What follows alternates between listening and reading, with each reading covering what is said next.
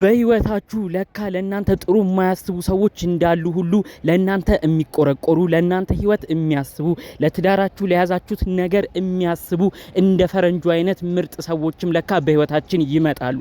ፈረንጁ ያለው ወሳኝ ነገር ነው። መጃጃሉ በዛ፣ ህፃንነት ያበቃል እዚህ ጋር ይሄ ትዳር ያለው ግለሰብ ነው ብሎ በከባድ ሁኔታ ከካሜራ ጀርባ ራሱ ተቆጥቷቸዋል። ይህ የፈረንጁ ንግግር ትክክል ነው፣ የበሰለም ነው፣ ከሁሉም የተሻለ ነው የምትሉ እስቲ በላይክ አሳዩ። ቀጥታ ይዤ ወደ መጣው ዝርዝር መረጃ አልፋለሁኝ። ፈረንጁ ሁሉንም ሚስጥር አወጣለሁ ብሎ ነው እንግዲህ እየተናገረ የሚገኘው። በተለይ አብርሽ እዛች ክፍል ውስጥ እንድትቀር የተደረገበት ምክንያት ሄርሜላ በተደጋጋሚ እዛው እንድታገኘው እያረጉት ያለውን ጥረት ነው። ፈረንጁ ሁሉንም ሚስጥሩን አወጣለሁ፣ ይህ ልጅ ከዚህ ክፍል ውስጥ ካልወጣ በቪዲዮ እመጣለሁ ብሎ ነው ከባድ ነገር ለናቤላ ለጓደኞቹ ሁሉ የተናገረው። ለካ ፈጣሪ አምላክ ጥሎ አይጥልም። በሩታ በኩልም ለካ ፈጣሪ አምላክ ፈረንጁን የመሰለ ሰው ሰጥቷታል። ለሷ ተከራካሪ አብርሽም የሚያዝን ለትዳራቸውም የሚያዝን ትልቅ ልጅ ሆኖ አግኝተናል። ሁሉንም በዝርዝር አሰማችኋለሁ። ሰላም ውድ ሀገር ልጆች፣ በያላችሁበት ሰላማችሁ ይብዛልኝ። ዛሬም አዳዲስ በሆኑ ጉዳዮች ነው ብቅ ያልነው። ለዚህ ቻናል አዲስ ከሆናችሁ ሰብስክራይብ በማድረግ ሁሌም ላቃችሁ ቪዲዮ እንዲደርሰው ይሁን። ቀጥታ ይዘን ወደ መጣ ነው ዝርዝር መረጃዎቻችን እናልፋለን። እንግዲህ ያው ፈረንጁን አይታችሁታል። ትናንትና ሄርሜላ እናዳብረው ብላ ወንድ መስላ ከናቤላ ጋር ተመሳጥራ አብርሽን ለማዝናናት ሲሞክሩ አንዴም ስታቅፈው አንዴም የሆነ ነገር ስታረግ በጣም ብዙ ሰው ተናዶ አራት እጃጃሉ። እናንተ እኮ አዋቂ ናችሁ፣ ምን እያረጋችሁ ነው እያሉ ብዙዎች እየተቆጡ እየተናገሩ ነበር። ታዲያ በዛ ቪዲዮ በደንብ አይታችኋል ብዬ አስባለሁኝ። ሄርሜላ እንግዲህ ጠንቀቅ ብላ ነው ቪዲዮቹን ስትሰራ የነበረው። በሁኔታዋ ያልተበሳጨ የለም። መጨረሻ ላይ እንደውም ራሷን አጋልጣ ደግሞ ራሷ ሄርሜላ መሆኗን ኮፍያዋንም ገልጣ በነበረችበት ሰዓት ደግሞ ጭራሽ አብርሽን ስታቅፍ ሌላ ነገር ስታረጉሉ ነበር በቪዲዮ መጨረሻ። ታዲያ በሁኔታው ፈረንጁ በጣም ተናዶ አይታችሁታል ብዬ አስባለሁኝ። ፈረንጁ ምንድነው የሚሰራው? ይሄ ነገር መጃጃሉ በዛ እያለ ፊቱ ራሱ ተቀይሯል። እነሱ እንደ ቀልድ አንዴም ሲያረጋቸው አንዴም እንደ ማዝናናት ሲያረጋቸው እሱ በምንም አይነት ነገር ምንም በቃ ፊቱ ራሱ አልተፈታም።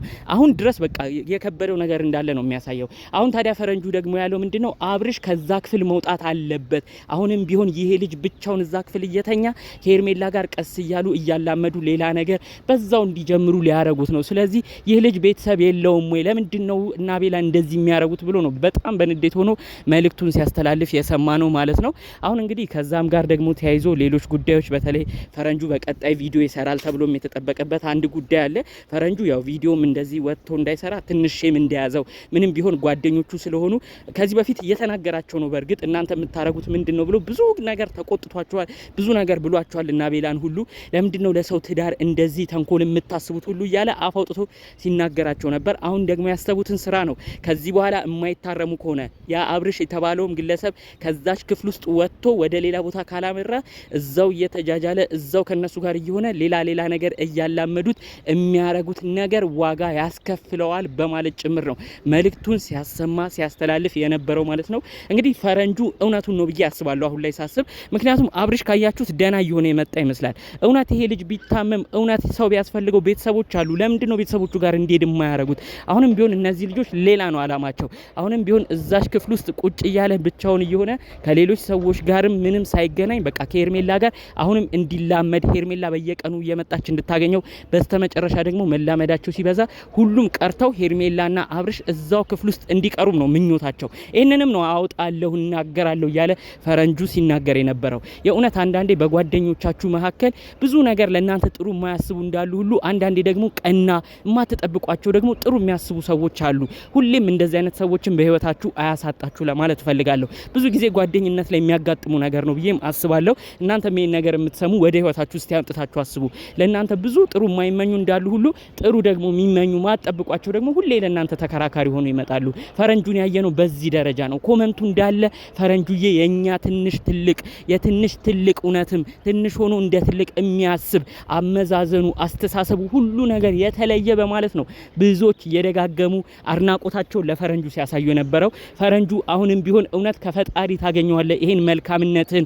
በተለይ ሩታ እዛ አራስ የሆነችውን ጓደኛህን እህትህን አስበ ለሷ እየተቆረቆርክ አሁን እና ቤላ እና አብርሽ እና ሄርሜላ የሚያረጉት ነገር እያበሳጨ የምትቆጣው ነገር በተለይ ጓደኞችን ሳትፈራ ምን ይሉኛል ሳትል ነጋቸውን በማሰብ የምታረገው ነገር የእውነት ከፈጣሪ ነው ሁሉንም ካሳ ክፍያ የምታገኘው። ስለዚህ እንደዚህ አይነት ነገር ላይ በፍጹም እንዳትዘናጋ አሁንም በዚህ አቋምህ እንድትቀጥል ነው እኛም መልእክታችንን ማስተላለፍ የፈለግነው። እንግዲህ አሁን ያው አብርሽም አቤልም አሁን የተስማሙ ይመስላል። አብርሽ ትንሽ ነቃ ብሎ ነበር መሀል ላይ አቤላ እንዴት ነው ይሄን ጥያቄ እንድቀበል የምታረገኝ? እንዴትስ ነው ሄርሜላ የፍቅር ጥያቄ ስታቀርብ አንተ ቆመህ የምታየው ብሎ በአቤላ በጣም ተናዶ ነበር። አሁን ደግሞ ቀስ እያሉ እያግባቡት ቀስ እያሉ ወደ ራሳቸው እየሳቡት እንግዲህ ድጋሜ ደግሞ ከሄርሜላ ጋር እንዲላመድ እያረጉት ነው። ይሄም ሁኔታ ነው በጣም ያናደደው ፈረንጁ። ሲጀመር ምን ያረጋል እዛ ክፍል ውስጥ ነው ያለው ፈረንጁ ቃል በቃል ብቻውን እነሱ ጋር ሆኖ ምን ያረጋል? እውነት አሞታል አይደለ? ለምንድን ነው ቤተሰብ የማይወስደው?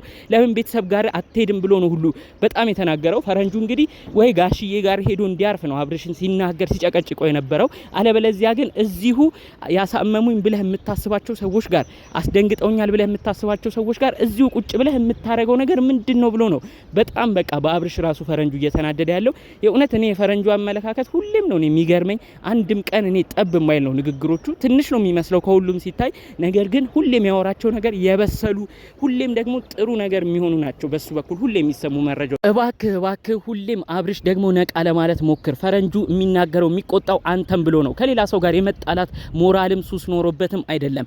ብዙ ነገር እያሉት ሙድ እያያዙበት አንተ ምንም የማይገባህ ቀልድም አታቅ እያሉ ብዙ ነገር የሚናገሩት እሱ ሙድ ሳይገባው ቀርቶ አይደለም። ፈረንጁ ምንም ሳያቀርቶ አይደለም።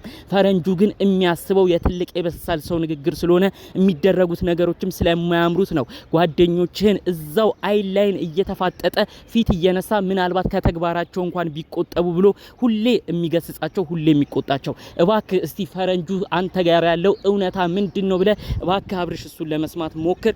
እና ቤላም ደግሞ እንግዲህ ይህን ሚስጥራችሁን እዛው ክፍል አብርሽ ለምን እንዲቆይ እንደምታረጉ ይህንን ጉዳችሁንም እሱ በቀጣይ ሳያወጣው በፊት እባካችሁ ካላችሁበት ነገር ነቅታችሁ ከፈረንጁ ጋርም ተስማምታችሁ ቢቻላችሁ አብርሽ የእውነት አሞታል ሰው ያስፈልገዋል መጠገን ያስፈልገዋል ካላችሁ በቁም ነገር ወደ ቤተሰብ እንዲሄድ የምታረጉት ጥረት ካለ ወደ ቤተሰብ ላኩት። አለበለዚያ እዛች አንድ ክፍል ውስጥ አስቀምጣችሁ ከሄርሜላ ጋር ቀን በቀን እየተገናኙ ጭራሽ ወደ ሌላ ነገር የምትገፉት ነገር እባካችሁ አቤላ ለእናንተም ጥሩ አይደለም።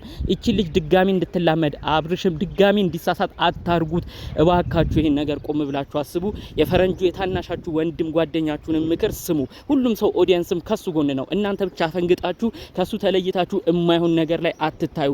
እባካችሁ ይህን መልእክቴን እንግዲህ ለአብርሽ ጓደኞች እንዲደርስ ይሁን። ፈረንጁ አሁንም ቢሆን በምታረገው መልካም ነገር ሁሉ ፈጣሪ ያላሰብከውን ነገር ይካስ።